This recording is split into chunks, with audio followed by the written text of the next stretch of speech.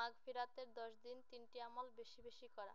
1. কোরআন তেলাওয়াত, প্রতিদিন যতটুকু পারেন কোরআন তেলাওয়াত করা। 2. 5 ওয়াক্ত নামাজ, এটা তো ছাড়াই যাবে না। 3. যতটুকু পারেন সাধ্য অনুযায়ী সদকা করা। আপনার 2 টাকার ক্ষমতা আছে, 2 টাকায় সদকা করেন। অনেকে সদকা করার সময় লজ্জা পায় যে অন্যরা 100 টাকা সদকা করে আর আমি 2 টাকা দিব।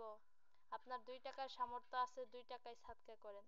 বরং আপনার ইখলাস যদি ঠিক থাকে, আপনার নিয়ত যদি ঠিক থাকে, আপনার নিয়ত ঠিক থাকার কারণে আল্লাহ তাআলা এই 2 টাকার কারণে আপনাকে হয়তো জান্নাতও দিতে পারেন। সুবহানাল্লাহ। তাহলে নিয়মিত এই 3টি অভ্যাস করা, কোরআন তেলাওয়াত করা, 5 ওয়াক্ত নামাজ, দান সদকা। আল্লাহ তাআলা বলেন, নিশ্চয়ই যারা আল্লাহ তাআলার কিতাব তেলাওয়াত করে এবং যারা নামাজ কায়েম করে এবং আমার দেওয়া রিজিক থেকে গোপনে প্রকাশ্য দান করে, এতে আল্লাহ তাআলা তাদেরকে প্রতিদান দান করবেন। রাসূল সাল্লাল্লাহু আলাইহি ওয়াসাল্লাম বলেছেন, আল্লাহ তাআলা বলেন, যে ব্যক্তি আমার জিকির করার কারণে, আমার কোরআন তেলাওয়াত করার কারণে আমার কাছে চাওয়ার সময় পায় না, আল্লাহ তাআলা বলেন, আমি আল্লাহ তাকে দান করব।